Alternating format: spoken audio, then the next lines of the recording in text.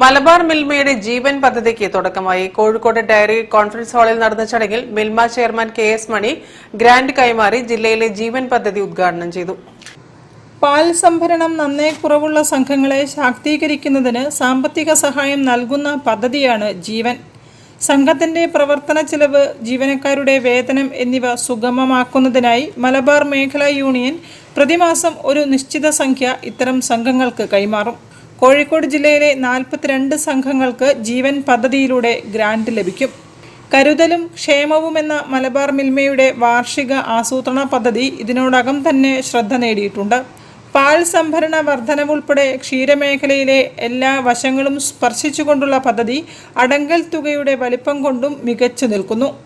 പദ്ധതിയുടെ ഉദ്ഘാടനം Kozhikode diary conference ഹാളിൽ നടന്ന ചടങ്ങിൽ മിൽമ ചെയർമാൻ KS മണി നിർവഹിച്ചു. ചടങ്ങിൽ മലബാർ മിൽമ ഭരണസമിതി അംഗം P. ശ്രീനിവാസൻ മാസ്റ്റർ അധ്യക്ഷനായിരുന്നു. Milma general manager NK Premlal പദ്ധതി വിശദീകരിച്ചു. മിൽമ ഭരണസമിതി അംഗം KK അനിത, മലബാർ മിൽമ ഭരണസമിതി അംഗം PT Girish Kumar, manager PNDI IS Anilkumar എന്നിവരും സംസാരിച്ചു. News bureau, Kozhikode. വാർത്തകളിൽ ഇനി മറ്റൊരിടവേള.